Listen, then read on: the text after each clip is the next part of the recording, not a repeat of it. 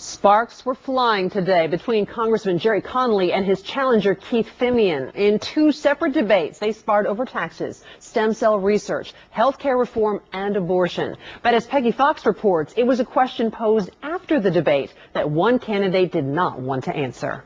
Not only is Keith Fimian running for office, he's running from the media.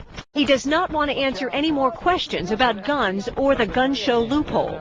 Should anybody who buys a gun at a gun show be subject to a background check? It's a simple question. It's a yes or no. And in answering, I've said that I agree with what Senator Webb and Senator Warner have said. What do you think? Which I agree with them, which is that dealers should do background checks at these gun shows. But licensed dealers are already required to do background checks at gun shows. Closing the loophole would force everyone else who sells guns at gun shows to do background checks. Fimian's opponent, Congressman Jerry Connolly, supports closing the loophole. Guns became an issue in this race after Fimian said this in a recent interview. You know, I think that at Virginia Tech, if one of those kids in one of those classrooms was packing heat, I think that would not have happened. In this morning's debate, he had an apology and an explanation.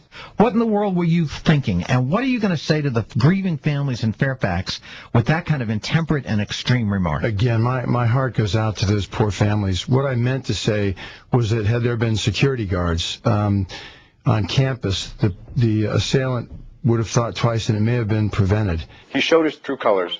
We understand what he's saying, and he can't go back on that now. Colin Goddard survived the Virginia Tech shootings. He says he's offended by Fimian's statement. Even though Keith Fimian has apologized for saying a student packing heat could have stopped the Virginia Tech shooter, the suggestion has been made many times by gun rights advocates. But police organizations say it would have made their job more difficult and could have led to more deaths. If they would have seen anyone in that building with a gun, they would have taken him down. Goddard is now working for the Brady campaign, trying to close the gun show loophole. Peggy Fox, 9 News Now. Coming up at 7.